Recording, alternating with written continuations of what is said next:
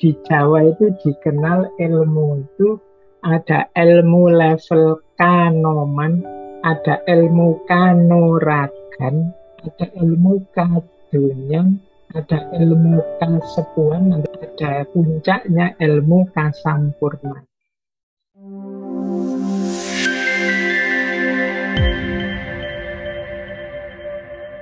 Baik, bismillah. Siang hari ini kita lanjutkan belajar lagi tentang Jawa, falsafahnya, makna-maknanya. Ya nanti sedikit-sedikit kita singgung hubungannya, relasinya dengan keberagamaan Islam sebagaimana temanya yang juga saya mampu. Yang hari ini saya mengambil tema tentang keilmuan, tataran ilmu dalam tradisi Jawa. Jadi kita ini sebenarnya punya budaya keilmuan yang luar biasa.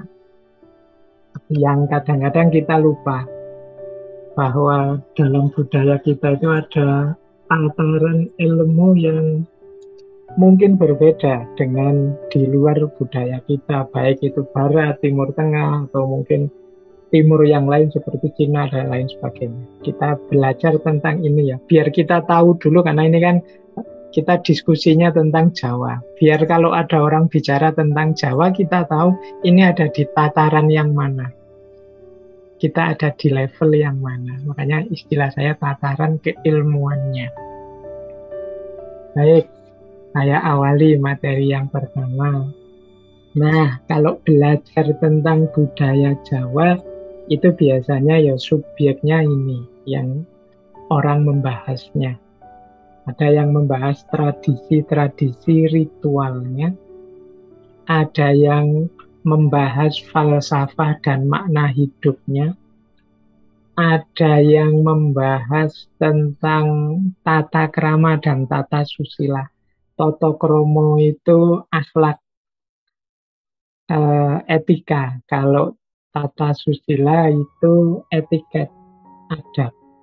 Jadi kalau bahasa agama, akhlak dan adab. Akhlak itu yang tertanam dalam diri, kalau adab, tata susila itu yang dijalankan dalam kenyataannya. Jadi misalnya menghormati orang tua, itu toto kromo. Cium tangan kalau ketemu orang tua itu tata susila. Menghormati orang tua itu akhlak, cium tangan itu adab. Jadi orang Jawa itu ya, dua-duanya harus hidup. Tidak ada gunanya beradab tapi tidak berakhlak. Kelihatannya cium tangan tapi di belakang maki-maki. Berarti tadi cium tangan itu tidak ada unsur penghormatannya. Atau akhlaknya sebenarnya ya sudah beres, tapi perilakunya tidak menunjukkan isi batinnya. Katanya menghormati, tapi kok ya masih bisa mencaci maki, ya itu berarti mungkin dia orangnya berakhlak, tapi tidak beradab. Nah, dalam budaya Jawa, dua-duanya digarap, baik akhlak maupun adab. Nah, yang keempat ini yang supranatural dan yang spiritual. Di level inilah nanti orang Jawa banyak punya pandangan-pandangan yang seperti kita bahas bulan lalu, itu yang banyak selaras, banyak cocok dengan agama tentang yang gaib dan yang spiritual, yang supranatural, yang spiritual. Seperti saya ceritakan bulan lalu ya, bagaimana kita itu ya DNA-nya, mentalnya itu serba ketuhanan, spiritual, supranatural. Dan ada satu lagi sering disebut objek materi keilmuannya itu kasunyatan. Kasunyatan itu semacam yang hak kalau dalam bahasa agama, yang sejati, yang benar. Nah, itu namanya kasunyatan. Bahwa hari ini kita sedang ada pandemi itu kan kasunyatan. Jadi sesuatu yang tidak mungkin kita bantah. Hidup ini isinya ya kasunyatan. Nah, ini sering nanti disebut sebagai wawasan keilmuan yang tinggi dalam budaya Jawa. Nah, nanti kalau Bapak Ibu tanya kalau sama Pak Faiz yang dibahas apa, ya nanti kalau bareng saya sebagian besar di yang nomor 2 dan yang nomor 3. falsafah, makna hidup, dan tata krama, moral, etika, etiket.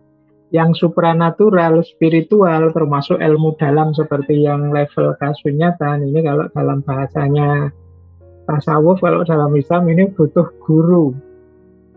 Jadi ini yang kalau dalam tasawuf namanya torekot. Ini yang disebut ilmu itu kelakone kanthi laku. Nah, ini harus ada perjalanan yang ditempuh. Ayo, untuk ini kita levelnya sama. Kita sama-sama orang yang masih belajar, jadi tidak bisa saling ngajari.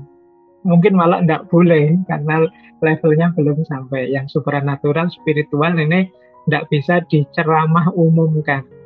Ini ilmu-ilmu yang diajarkan privat khusus karena butuh situasi yang khusus. Boleh diceritakan saja, tapi nggak mungkin bisa diajarkan sampai dalam. Maka ya pelajaran kita itu sebenarnya pelajaran di dua level ini. Falsafah, makna hidup, atau etika, etiket Jawa. Yang ini sebenarnya mendasari yang nomor satu, tradisi dan ritual.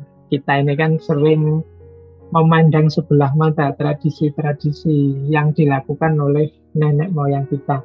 Karena kita hanya melihat wadahnya saja, melihat aspek fisiknya saja. Kita lupa bahwa di balik aneka tradisi itu ada falsafah-falsafah, ada makna-makna. Sehingga khawatirnya kalau kita kehilangan falsafah dan makna ini, nanti kita kehilangan identitas kejawaannya. Bahkan ada kemungkinan tradisinya jalan, tapi falsafah dan maknanya dilupakan. Sehingga terus ya seperti bungkus kosong saja. Kemarin kan logikanya orang Jawa itu wadah dan isi. Hari ini mungkin banyak wadahnya masih ada, tapi isinya dilupakan. Isinya hilang. Nah, kita menjaga yang seperti itu, maka nanti kita belajar-belajar di aspek falsafah, makna, termasuk etika dan etiket Jawa. Nanti yang lebih dalam lagi ya nanti harus ada guru khusus. Kalau di tasawuf harus ada mursyidnya. Nanti kita lihat mengapa kok begitu. Nah, kalau ini level ilmu, Bapak Ibu, orang Jawa itu ya sebenarnya sudah rapi struktur keilmuannya. Di Jawa itu dikenal ilmu itu ada ilmu level kanoman. Ini untuk anak-anak muda, ada ilmu kanuragan. Nah, ini untuk bertarung dalam hidup. Ini ilmunya kanuragan, mungkin kesaktian itu kanuragan. Ada ilmu kadunyan ini ilmu keduniaan. Ada ilmu kasepuan, nanti kita jelaskan satu-satu. Kasepuan itu ilmunya orang-orang tua. Ada puncaknya ilmu kasampurna. Ini level, jadi Bapak Ibu tidak bisa langsung jujuk kasampurnan. Misalnya saking senengnya belajar tentang Jawa, Pak saya langsung ingin nyampe kasampurnan. Kalau bahasa tasawuf itu langsung makrifat saja lah Pak, nggak capek-capek, tidak bisa. Jadi biasanya kita itu ya senengnya kan pengen langsung gitu. Wah ini baru pengen instan gitu ya Mas. Iya, pengen instan, pengen kayak anak-anak muda, teman-teman muda itu kan sering kalau saya sedang ngajari tentang wali-wali, tentang Jalaluddin Rumi itu bayangannya seperti mereka tiba-tiba langsung kasyaf, langsung mengalami puncak makrifat itu. Enggak, ada prosesnya, ada levelnya. Karena kalau yang sebelumnya belum beres itu enggak mungkin bisa naik sampai ke atas. Ya mungkin bisa dihafalkan saja teorinya, tapi dia enggak akan, kalau bahasa filsafat itu eksistensial, tidak akan bisa hidup ilmu itu. Maka ini perlu kita pelajari step by step, level by level. Kanoman, kanuragan, kadunyan, kasepuan, kasampurnan. Kita lihat satu stepnya. Yang paling dasar itu kanoman. Ini dari kata dasar nom atau anom. Ini yo dari kata-katanya jelas ya. Ini ilmu muda untuk anak-anak muda. Secara umum isinya budi pekerti, tata krama, pengetahuan-pengetahuan umum ya seperti anak-anak sekolah. Kalau zaman dulu biasanya di padepokan itu ya yang levelnya kanoman ini ya selain nambah pengetahuan-pengetahuan juga sama gurunya diajak bertani, berkebun, beternak, kerja apa dan sebagainya. Ini dalam rangka menanamkan ilmu kanoman. Jadi, biasanya lebih fokus pada nambah wawasan, ngajari budi pekerti, tata krama, tata susila. Jadi bedanya dengan hari ini di pendidikan umum itu mungkin kalau aspek wawasan pengetahuannya kuat, tapi bagian budi pekerti, tata krama mungkin ini perlu ditambahkan pada anak-anak kita, apalagi sesuai budaya masing-masing. Ini agak berat. Anak saya juga itu kalau pelajaran kok bahasa daerah, bahasa Jawa, wah, dia lebih milih bahasa Inggris tetap. Menganggapnya susah, menganggapnya sulit. Jadi dalam deretan nilai-nilai itu biasanya bahasa daerah seperti bahasa Jawa itu mesti deretan nilai yang 7, 8, 6. So, itu rintang itu tidak ada yang excellent. Dan teman-temannya sebagian besar juga begitu kalau cerita. Gurunya juga ceritanya begitu. Apalagi dia tidak prioritas. Yang prioritas itu kan matematika, bahasa Indonesia yang ada ujiannya itu. Ini tantangan sebenarnya PR kita.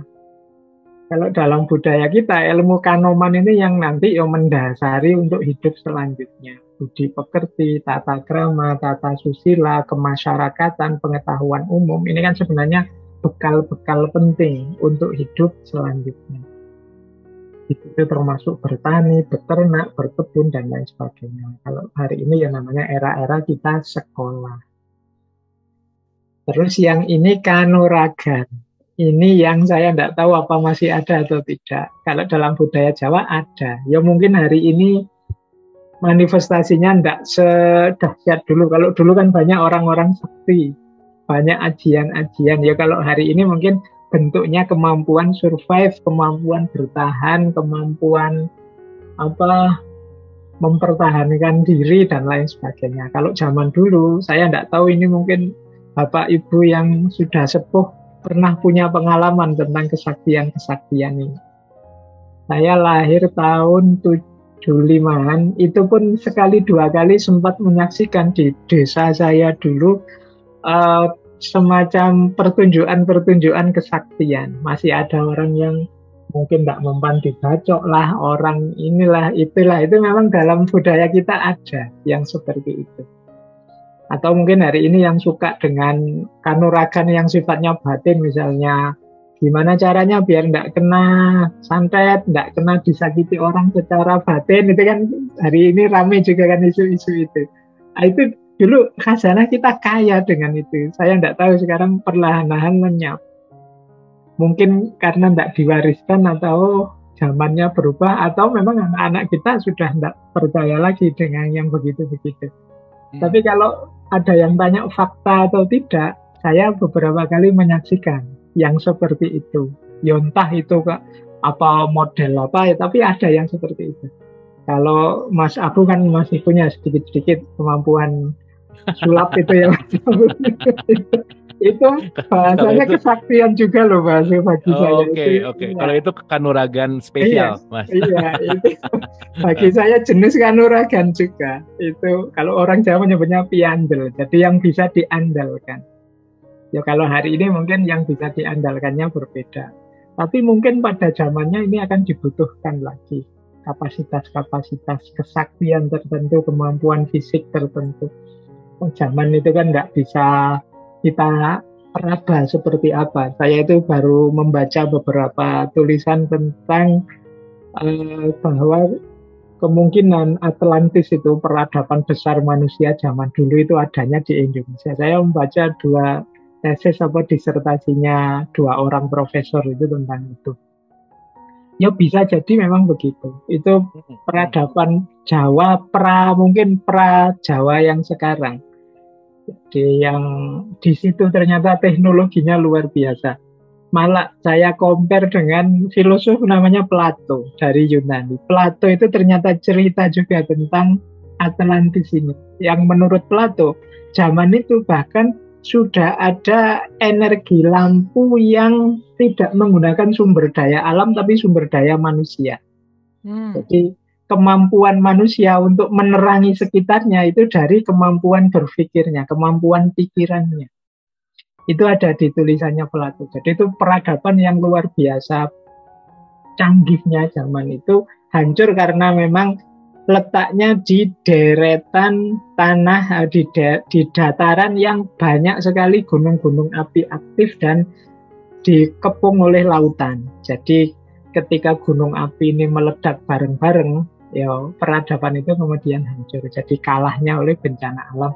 Dan itu setelah dicari-cari yang mirip, ini Profesor Aryo Santos dan satunya saya lupa, itu yang paling mirip itu memang geografinya itu Indonesia kita ini. Karena dari Sabang sampai Merauke itu kan ada deretan gunung api yang aktif, yang kemudian dikelilingi oleh laut, yang itu kalau meledak bareng itu ya kita wassalam pasti semuanya. Dan Jawa saja mengalami berkali-kali ganti peradaban karena bencana alam. Makanya kanuragan itu jadi salah satu variabel, salah satu faktor untuk pertahanan diri. Butuh kekuatan, daya fisik. Ini ya memang ya asumsinya diri kita ini sebenarnya punya aneka macam kemungkinan. Kalau bahasanya Muhammad Iqbal dari Pakistan itu potensi untuk melakukan apapun yang bisa dilakukan oleh alam semesta sekeliling kita. Dari yang paling sederhana sampai yang paling dahsyat. Kalau kita bisa mengeksplor. Nah, ini ilmu kanuragan. Di padepokan-padepokan zaman dulu ini sebenarnya diajarkan sebagai jembatan agar anak didik pada saatnya kemudian tertarik pada ranah spiritual. Kalau anak muda itu kan kalau tiba-tiba dibawa ke yang spiritual kan berat. Tapi kalau wah ini ada yang bisa jalan di atas air loh, ada yang bisa melayang loh, ada itu tertarik. Menarik ya, oke. Iya, jadi ini zaman dulu itu memancing anak-anak ini, anak muda ini biar masuk ke sini dan pada gilirannya ya ada di ranah spiritual, tertarik dengan spiritualitas. Untuk kenal yang supranatural, kenal yang spiritual itu dulu jembatannya yang kanuragan ini. Nah, itu dulu ya, mungkin hari ini mungkin situasinya berbeda, punya strategi berbeda. Tapi budaya kita punya ini. Paling tidak ini menunjukkan bahwa nenek moyang kita dulu punya kesadaran pemberdayaan diri. Jadi bagaimana hidup mandiri, kuat, bisa menghadapi problem hidupnya sendiri. Zaman itu situasinya seperti itu, ya kanuragannya jenis-jenis itu. Nah, ini ilmu-ilmu kesaktian. Oke, nah kalau ini yang normal, ilmu kadunian tentang dunia. Ya kita belajar tentang bagaimana bertani, bagaimana bekerja, mencari sandang, pangan, papan. Ini ilmu kadunian. Kalau ini otomatis kita pelajari.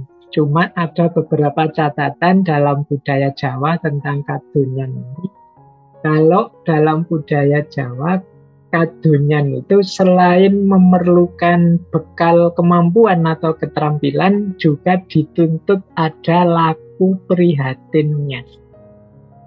Jadi tidak bisa hanya mengandalkan kemampuan, keahlian kita. Ya laku prihatin itu ya bentuknya mungkin doa, bentuknya mungkin tirakat puasa, bentuknya yang sejenis ini. Jadi ada tirakatnya. Di antara unsur kesuksesan kita selain mengandalkan yang materi yang kelihatan dari luar, kemampuan, keterampilan, juga laku batinnya, laku prihatinnya.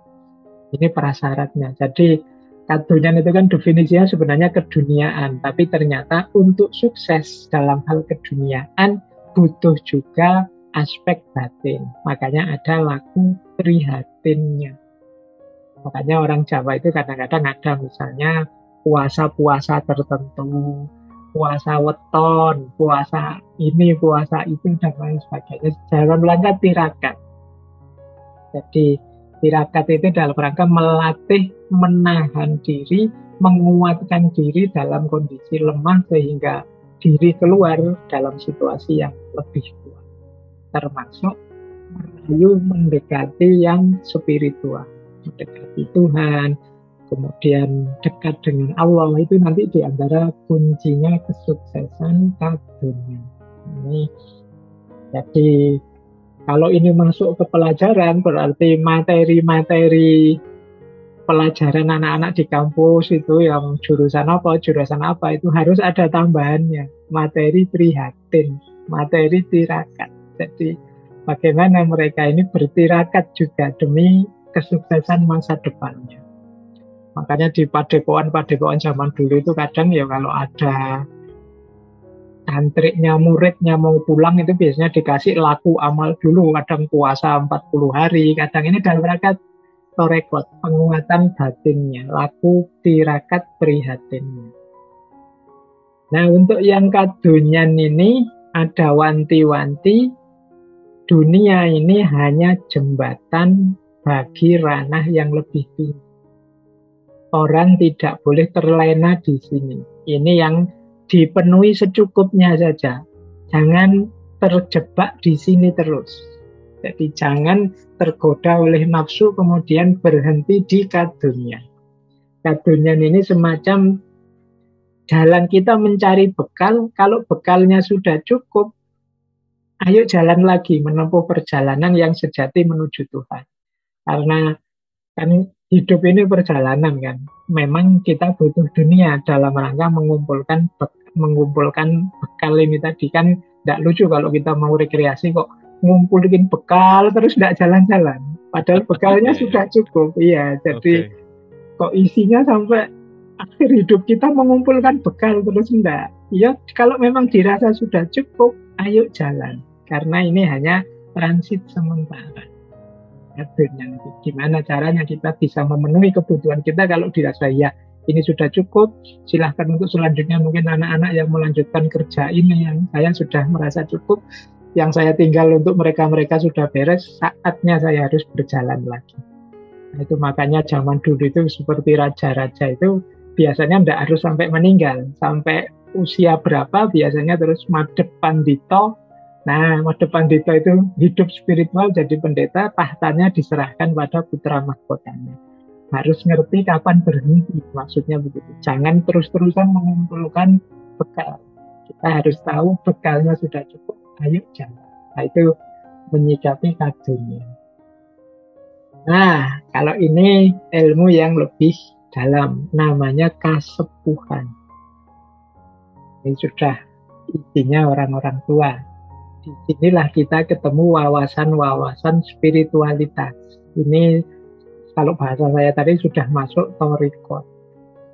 Istilahnya kasepuhan. Sepuh itu tua. Orang Jawa itu punya 3 istilah untuk tua. Yang pertama sepuh, yang kedua sesepuh atau bini sepuh. Mungkin Bapak Ibu pernah dengar. Dan yang ketiga aji sepuh. Kalau sepuh itu memang tua karena usia. Jadi mungkin 60 ke atas itu lansia yang kemarin divaksin itu sepuh memang untuk Bapak Ibu yang sepuh. Nah, ada sesepuh atau bini sepuh. Ini mungkin bahasa letternya yang dituakan. Mungkin usianya belum tua tapi dituakan. Mungkin karena jabatannya, posisinya di tengah masyarakat. Kalau misalnya di lingkungan Bapak Ibu ada Pak RT, ini Pak RT-nya masih muda loh, tapi posisinya sudah jadi sesepuh atau bini sepuh. Jadi ya, para pejabat, presiden, menteri itu berarti mungkin belum tua, masih muda, tapi sudah dituakan. Namanya sesepuh atau bini sepuh. Nah, ada yang ketiga itu aji sepuh. Aji sepuh itu yang dimuliakan karena ilmunya. Ini namanya aji. Mungkin masih sangat muda, tapi anak ini utama sekali, ilmunya tinggi sekali, maka terus dimuliakan, dituakan. Itu namanya aji sepuh. Meskipun di masyarakat tidak punya posisi macam-macam. Jadi untuk status kealimannya, keilmuannya dia dihormati di masyarakat. Itu namanya aji sepuh. Tapi kalau untuk status sosial, status politik mungkin yang dituakan di tengah masyarakat, namanya sesepuh bini sepuh. Makanya orang Jawa itu kalau sambutan kan biasanya yo poro sesepuh, bini sepuh, aji sepuh, itu maksudnya beda-beda. Jadi tidak hanya orang tua, tapi yang dituakan atau yang dimuliakan karena ilmu. Nah, yang mulia karena ilmu ini yang masuk kesepuhan ini. Jadi ilmu yang dimuliakan itu ilmu yang jenisnya spiritual. Disinilah nanti berlaku rumus ilmu dan laku. Ilmu yang jenis spiritual itu bukan ilmu yang hanya dihafalkan, bukan ilmu yang hanya kita mengerti, tapi ilmu yang kita jalani dan meningkatkan kualitas hidup kita. Nanti kesepuhan itu isinya semua ilmu yang selama ini kita miliki dan pengalaman hidup yang kita jalani plus orientasinya sekarang ke arah ketuhanan atau ke arah spiritual.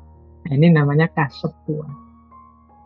Jadi kalau masuk ilmu kesepuhan ini biasanya ya orang-orang tua yang kadang-kadang sudah ngerti macam-macam. Kita mintain nasihat mungkin untuk pengobatan, mungkin untuk menolong orang, menasehati kita biar nggak galau dan macam-macam. Ini ilmunya sudah kesepuhan.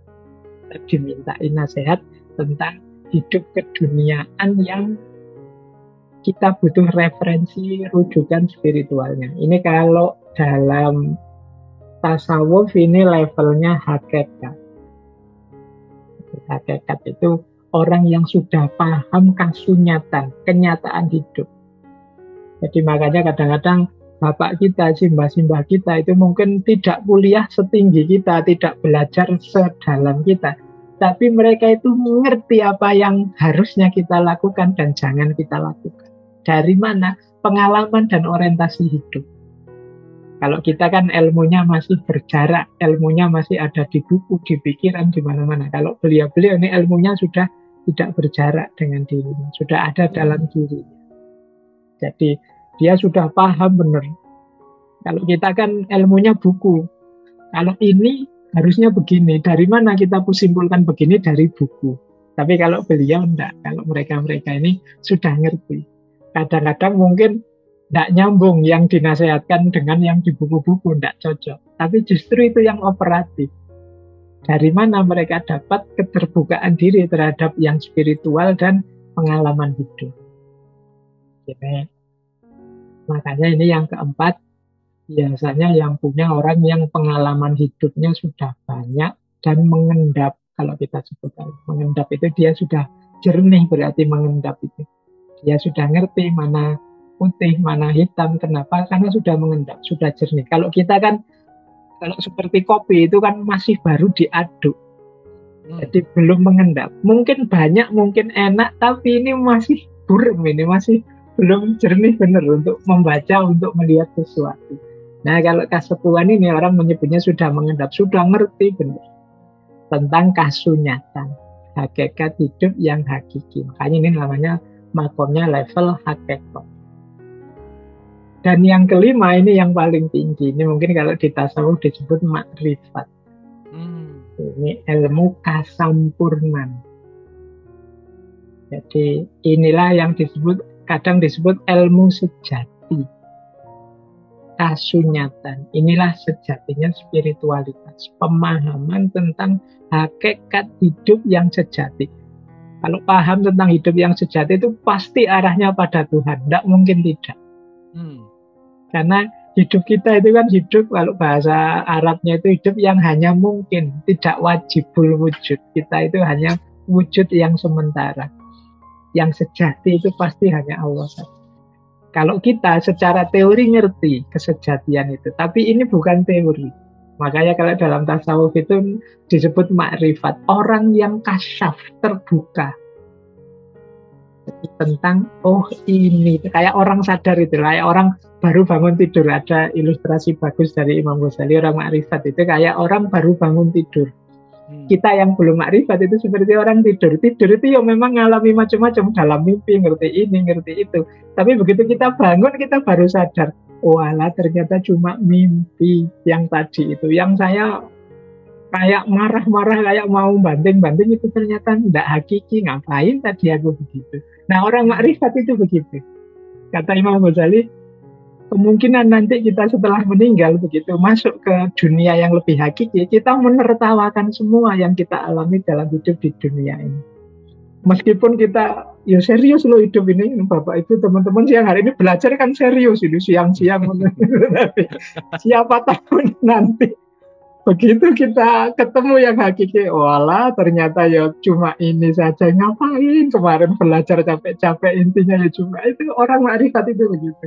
Jadi ketika sudah terbuka semuanya dia, oh alah yang ternyata itu toh yang sejati, oh itu. Jadi kesadarannya yang membuat kita. Makanya orang kayak saya Siti Jenel itu di antara yang diajarkan kepada muridnya meskipun disalahpahami itu mati sajroning urip. Mati sakjroning urip itu mati saat hidup. Maksudnya apa? Makrifat ini loh. Kita sadar yang hakiki seperti ketika orang sudah meninggal, dia akan sadar betapa fananya dunia. Yang mati-matian kita hari ini gegeran luar biasa karena pandemi ini, nanti mungkin jauh setelah pandemi selesai, nggak usah makrifat, kita akan menertawakan segala perilaku kita hari ini. Alah, kita kok sampai segitunya ya dulu, sampai mungkin bisa begitu. Apalagi kalau kita ngerti yang hakiki. Jadi orang yang sudah nyampe level ini, orang yang makomnya sudah kasampurna. Jadi di level ilmu yang sejati, ilmu yang sempurna. Nanti itu variasi-variasi konsepnya ada sangkan paraning dumadi, atau sastro jendro hayuningrat, atau kadang pakai istilah manunggaling kawula Gusti. Manunggaling kawula Gusti itu ketika mata kita yang kita pakai untuk melihat itu sudah mewakili matanya Tuhan, tangan kita tangannya Tuhan, keinginan kita itu ya keinginan Tuhan. Jadi itu berarti kita sudah manunggal dengan Tuhan. Jadi itu orang makrifat itu begitu. Makanya orang makrifat itu ya kadang dia wawasannya berbeda dengan kita, kedalamannya, keluasannya, karena dia langsung nyambung dengan yang maha tahu segalanya. Nah ini level-level keilmuan. Saya bilang tadi ini masyarakat Jawa punya hierarki ilmu yang rapi seperti ini. Dari kanoman, kemudian naik satu level kanuragan, kadonyan, kasepuan, dan kasampurna. Ini saatnya kita belajar pelan-pelan memposisikan diri kita ada di mana. Kalau sudah jelas berarti kita saatnya naik kelas. Mungkin Bapak Ibu, saya enggak tahu ini, saya enggak mendalam satu-satu. Siapa tahu ada yang sudah nyampe kasampurnan. Mungkin sebagian besar sudah kasepuhan. Oke, sekarang kita perdalam lagi ya. Ini kalau secara kelembagaan. Dalam kehidupan masyarakat Jawa, itu orang belajar itu ada nama-namanya. Kalau di perguruan zaman dulu namanya ini. Ini mungkin unik istilah-istilahnya. Kalau anak kecil ini mungkin TK, SD itu namanya indung-indung. Kurikulumnya berbeda dengan yang sudah remaja. Naik satu level ini tingkatan remaja. Namanya ulu guntung. Kalau laki-laki, kalau perempuan namanya ubon-ubon. Kalau yang dewasa, ya mungkin ini levelnya mahasiswa, itu namanya cekel. Kalau perempuan namanya dunyi. Ini tingkat dewasa untuk mahasiswa. Nah, naik satu level cantrik. Ini mungkin istilah sering kita dengar. Kalau perempuan namanya mentrik.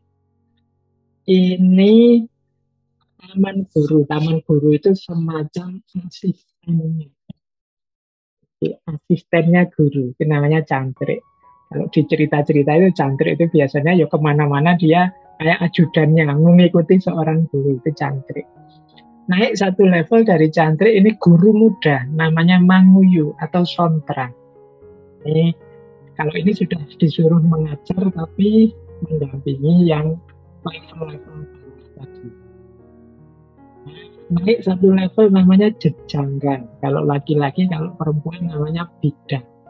Makanya di Jawa itu orang pinter, ahli sastra, ahli ilmu sering disebut pujangga.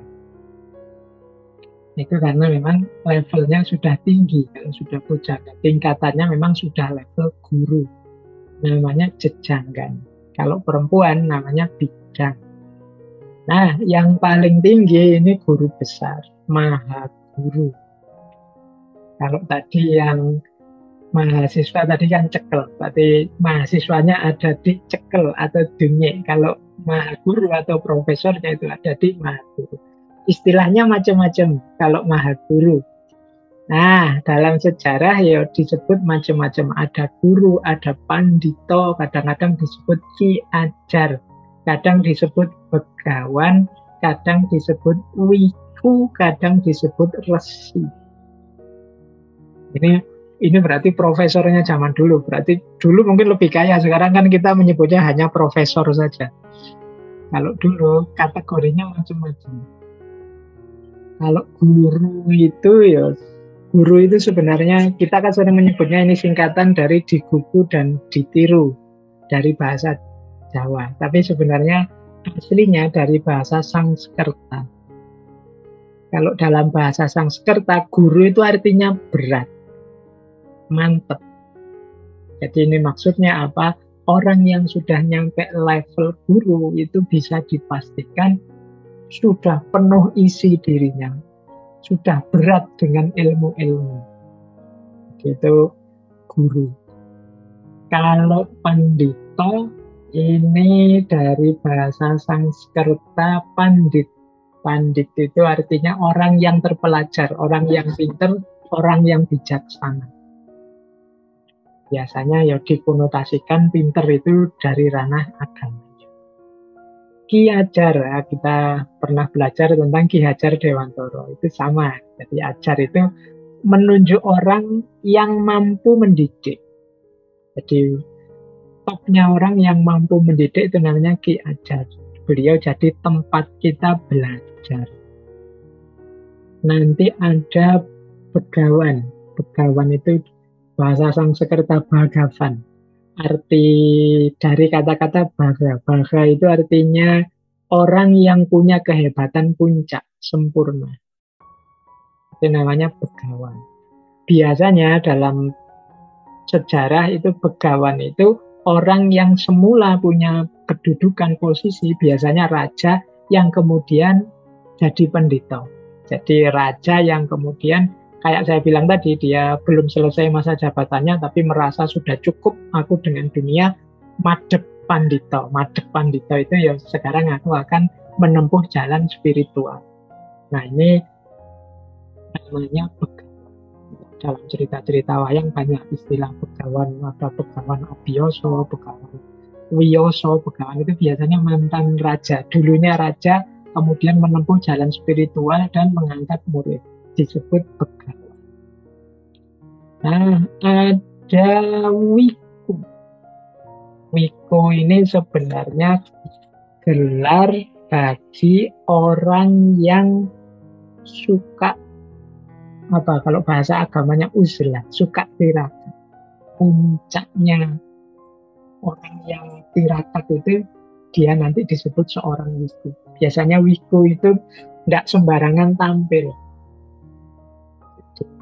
Hanya orang-orang tertentu yang bisa menemui atau ditemui oleh seorang wiku. Dan ada juga istilah resi. Resi itu berarti orang yang dari kata-kata risi. Risi itu orang suci. Orang yang mendapat ilham dari ranah spiritual. Namanya risi.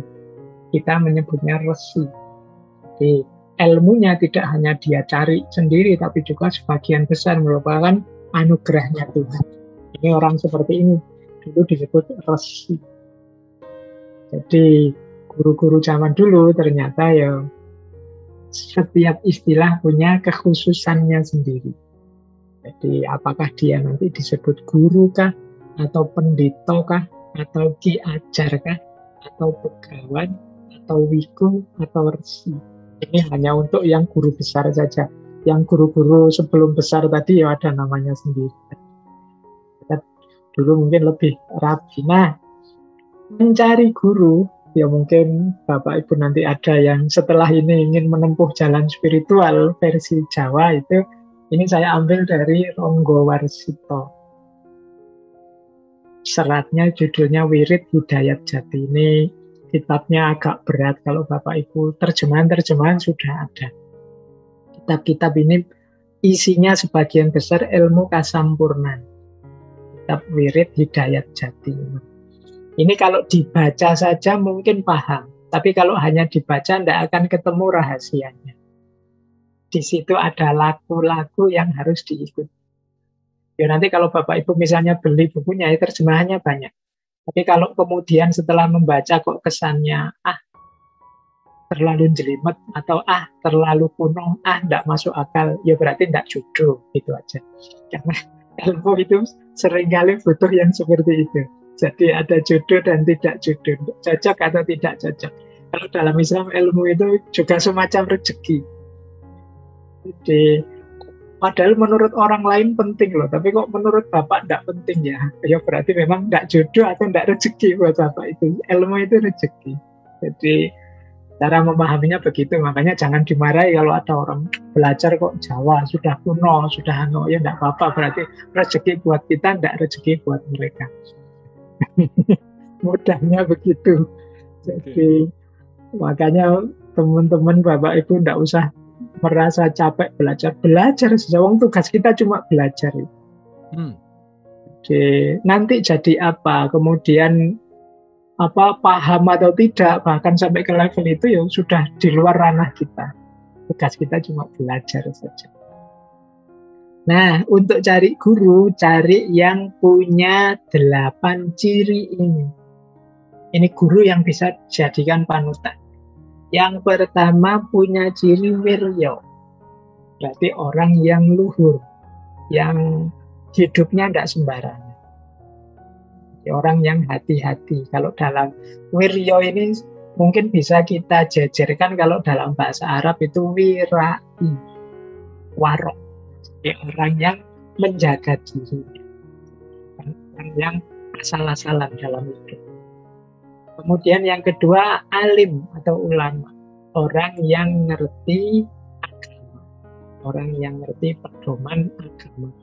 Jangan lupa Ronggo Warsito itu juga Muslim. Wirid Hidayat Jati itu semacam pemaduan antara Islam dan falsafah hidup Jawa. Kita harus ngerti agama. Nanti di beberapa serat yang ditulis oleh Ronggo Warsito itu ya tetap harus diawali dari syariat, tidak bisa ujuk-ujuk hakikat makrifat. Maka perlu guru yang ngerti agama. Yang ketiga ahli topo, banyak tirakat. Ini mungkin Bapak Ibu sering dengan istilah topo ini. Ini maksudnya tirakat. Topo itu dari bahasa Sanskerta top, artinya membakar, memanaskan, mematangkan. Jadi tapo itu berarti menempa diri, mematangkan diri.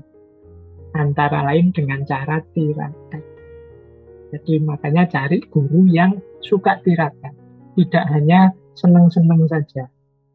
Kemudian sujono. Sujono itu yang kita tahu kelebihannya. Jadi orang ini punya kelebihan, makanya saya berguru padanya. Itu ciri yang keempat. Yang kelima aguno. Aguno itu cerdas, punya kepandaian, bisa ditanya-tanya, bisa diajak belajar. Itu aguno. Dan ada di dalam ranah tertentu ada guru yang ada orang yang pinter ahli, tapi mereka ini tidak bisa ngajar. Kalau ingin mengambil sesuatu darinya, ya kita tiru saja dia. Kalau ngajar nggak bisa. Nah, ya persis seperti kisahnya Nabi Khidir sama Nabi Musa itu kan. Nabi Khidir itu nggak bisa ngajar. Pokoknya Nabi Khidir, kamu lihat aku, kalau cocok ya ikut terus, kalau nggak cocok ya sudah pergi saja. Pokoknya kamu nggak cocok 3 kali, pergi saja. Nah, kalau guru kan harusnya, ayo tak tuntun pelan-pelan, biar nanti paham kan, nggak begitu. Memang ada orang-orang tertentu yang tidak mampu mengajar. Tugas kita yang menarik hikmah dari mereka. Nah, kalau ingin berguru tetap dicari yang bisa mengajar. Guna, ilmunya bisa dibikin berguna buat yang lain. Yang ke selanjutnya keenam perwiro. Perwiro itu berani, tidak pengecut. Jadi berani itu ya guru yang kalau benar ya disampaikan benar, kalau salah ya disampaikan salah. Tidak takut mungkin resiko-resiko politik apa-apa, enggak. Kalau benar disampaikan saja, itu perwiro. Jadi cari guru yang juga punya karakter perwiro, yang tidak mudah dipengaruhi orang, tidak mudah dihanyutkan oleh situasi. Kalau benar ya tetap dia sampaikan benar, tidak pengecut. Nah, ini yang ketujuh menarik, harus yang kaya, yang berada. Ini katanya Ronggo Warsito ya, yang hidupnya sudah cukup. Mengapa? Khawatirnya nanti ilmunya atau ngajarnya dipakai jadi jalan untuk mencukupi hidupnya. Kalau ini ilmu ini dipakai jadi jalan untuk mencukupi hidup, itu keperwiraannya nanti biasanya terus berkurang. Tergantung materi yang pesen siapa, saya harus ngomong apa. Kenapa? Dia butuh materinya, dia butuh honornya, dia butuh biayanya.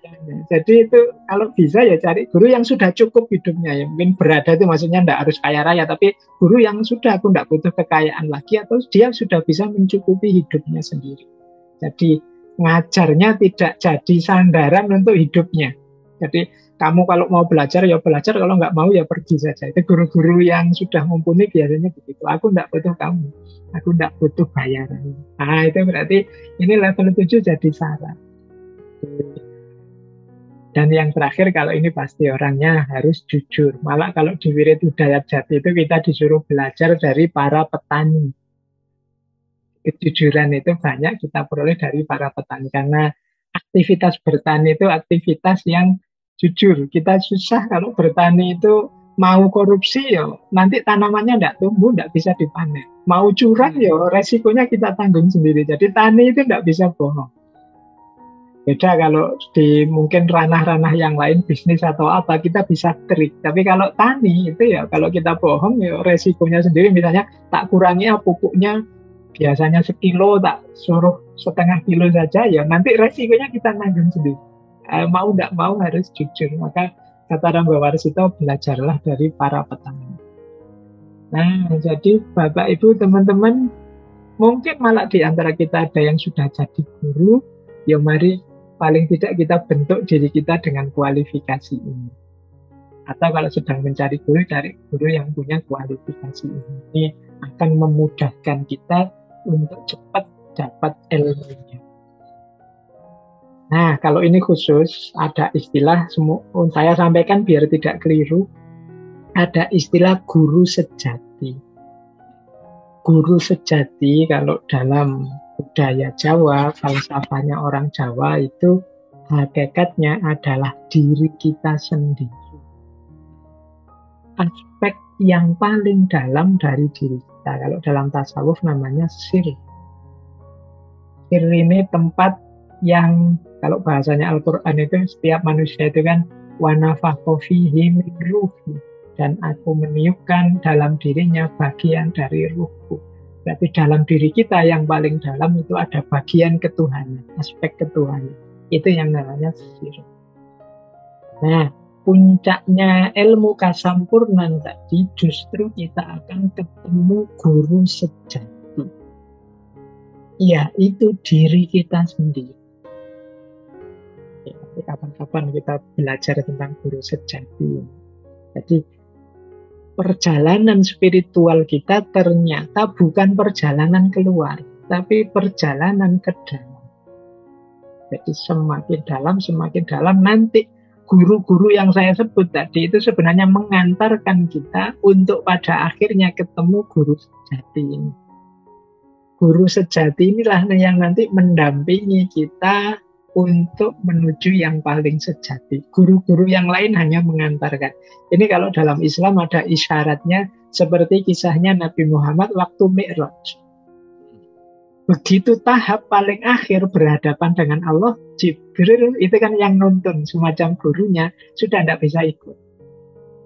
Jadi nabi sendiri yang harus menghadap Allah. Kita juga begitu nanti, guru apapun itu cuma mengantarkan, buku juga cuma mengantarkan, kita harus jalan sendiri langsung bertemu Allah. Nah itu maksudnya guru sejati.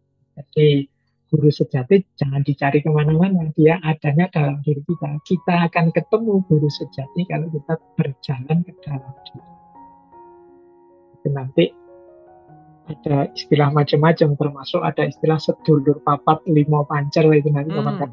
Jadi sedulur papat limo pancer itu kan kita hidup ini punya 4 pendamping, pancer itu yang sejati ini.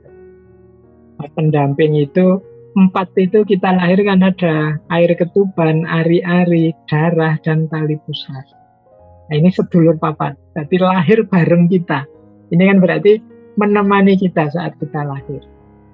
Yang kelima pancer. Pancer itu siapa? Ya diri kita sendiri. Nah, ini nanti tafsirnya luas. Sedulur papat limo pancer ini. Itu bisa disebut juga dalam diri kita ada unsur tanah, air, api, angin. Ada yang bilang itu nanti manifestasinya adalah cipta, rasa, karsa, dan karya. Nanti ada yang bilang macam-macam, itu nanti filosofinya macam-macam dan luas. Nanti kapan-kapan kita bisa belajar sedulur papat limo pancer. Jadi sedulur papat limo pancer itu mengajarkan kita bahwa kita ini punya banyak pendamping. Sebenarnya banyak fasilitas juga yang diberikan oleh Allah untuk menuju yang sejati tadi. Jadi Allah tidak membiarkan kita sendirian, kebingungan, tapi ada banyak teman, ada banyak saudara. Termasuk tadi dan yang kelima pancer. Pancer itu yang tengah-tengah, diri kita sendiri. Nah, ini diantara filosofinya. Nah, inilah kurikulumnya. Biar lengkap ya, biar kita tahu ternyata ya nenek moyang kita itu ya rapi kalau menyusun sistem pendidikan. Kurikulumnya ya karena ranahnya kebatinan tadi, kurikulumnya ada 7. Yang pertama adalah topo jasmani.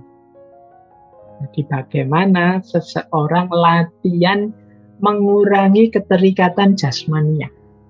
Makan, minum, hubungan seks, dan macam-macam ini. Ayo latihan tidak terlalu terfokus dengan ini. Jangan hidup untuk makan, tapi makan untuk hidup. Nah, rumusnya itu gitu, seperti kata orang-orang itu kan. Ayo, makan, minum, seks ini jangan jadi yang primer sekarang. Ya mungkin dulu masih muda, yang itu masih semangat-semangatnya, yang sudah sepuh, yang sudah kesepuhan kan biasanya sudah itu enggak primer lagi, enggak nomor 1 lagi. Makan juga, apalagi sudah seperti saya ini makan macam-macam kemarin. Katanya kolesterolnya tinggi, kata itu kan sudah banyak berkurang otomatis. Kalau kita tidak mengurangi sendiri, nanti alam yang mengurangi, Tuhan yang mengurangi. Jadi maka yuk latihan topo jasmani. Coba sejak muda kita topo jasmani ini, ngurangi makan minum, mungkin kita tidak kena penyakit macam-macam. Ya karena kita tidak latihan oleh Allah, ya dilatih langsung dengan 1-2 penyakit. Terpaksa mengurangi gula, terpaksa mengurangi yang lemak-lemak dan macam-macam. Itu karena kita tidak topo jasmani. Maka kurikulum paling dasar dalam ilmu Jawa itu topo jasmani, yang melatih diri. Jadi latihan meskipun sulit tapi kuat, meskipun susah tapi lolos. Itu topo jasmani. Yang kedua topo budi. Kalau topo budi ini melatih budi pekerti. Jadi melakukan yang terpuji, menghindari yang tercela. Itu topo budi. Ini anak muda harus dibiasakan topo budi. Yang ketiga topo hawa nafsu. Mengendalikan nafsu. Ini harus dilatih.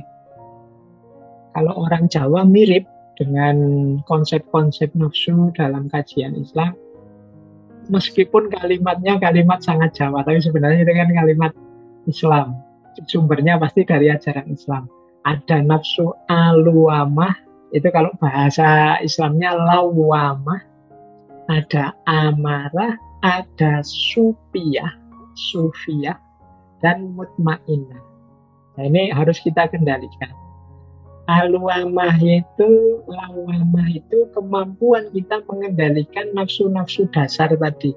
Nafsu makan, minum, hubungan seks itu lawamah, aluamah.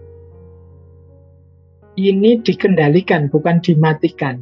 Jadi awas keliru nanti, wah kalau gitu saya tidak makan, tidak minum ya, wah salah.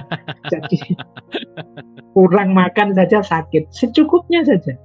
Jangan kekurangan, jangan berlebihan, secukupnya saja. Berlebihan di salah satu juga bahaya, kekurangan juga bahaya. Nah, kemampuan mengendalikan ini namanya aluamah.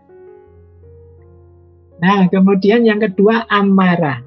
Kalau ini Bapak Ibu mesti paham ya, kemarahan. Jadi ambisi yang tidak terkendali, itu amarah. Orang tetap harus punya keinginan, punya cita-cita, punya harapan, tapi jangan berlebihan. Kalau berlebihan nanti lahirnya jadi amarah. Ada sufiyah. Sufiyah itu kemampuan diri kita untuk tidak sombong, tidak ingin pamer, tidak merasa besar, tidak merasa orang penting, dan lain sebagainya. Itu sufiyah. Jadi orang itu normal sekali, wajar sekali ingin dikenal, ingin diakui orang lain, dihormati orang lain, normal, wajar. Tapi kalau berlebihan, jatuhnya pasti sombong, ingin dipuji terus, merasa benar terus. Nah, dikontrol. Jadi aluamah, amarah, sufiyah juga dikontrol. Dan yang puncak ya mutmainah. Ini mutmainah ini yang orientasinya sudah stabil. Ketika aluamah, amarah, sufiyah beres, pasti jiwa kita mutmainah, stabil.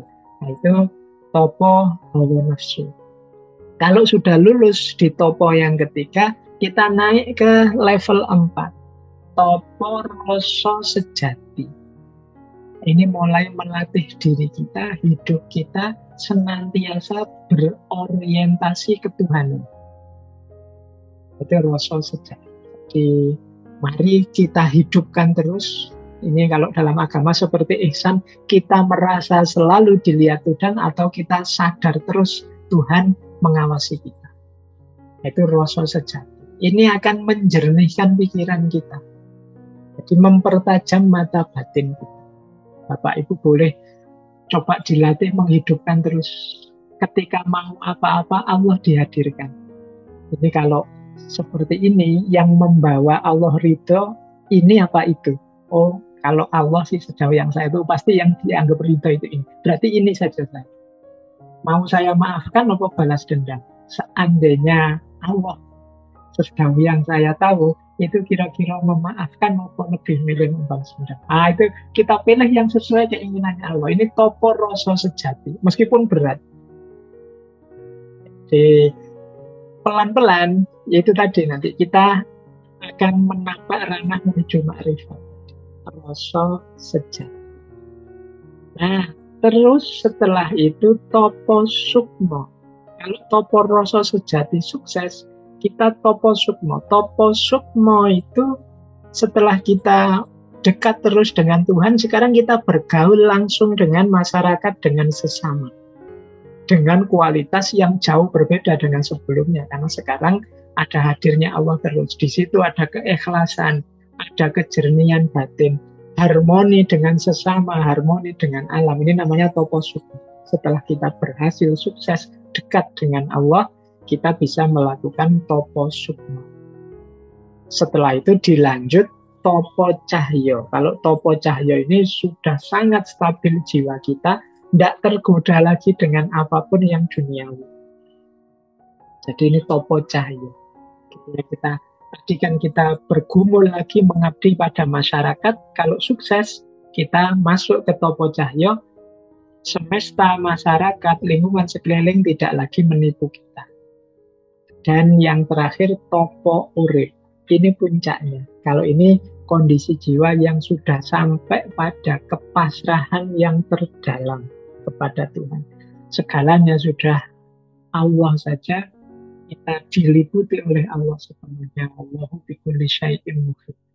Jadi sudah tidak ada yang lain, sudah Allah saja yang ada. Makanya dalam kondisi sangat asyik, kadang-kadang mereka yang nyampe di level tertinggi ini kalau diajak ngobrol kadang kata-katanya ya membuat orang mengernyitkan dahi. Kayak saya Siti Jenar waktu ditanya, saya Siti Jenar dipanggil oleh Sultan, kata saya Jenar, saya Siti Jenar tidak ada, yang ada hanya Allah saja. Itu kan ketika orang tidak ngerti konteksnya, dianggapnya wah ini musyrik, ini mempertuhankan diri. Padahal situasinya ada di level tertinggi, level topo urip, ketika orang merasa dirinya hanya fana saja, ada yang sejati itu hanya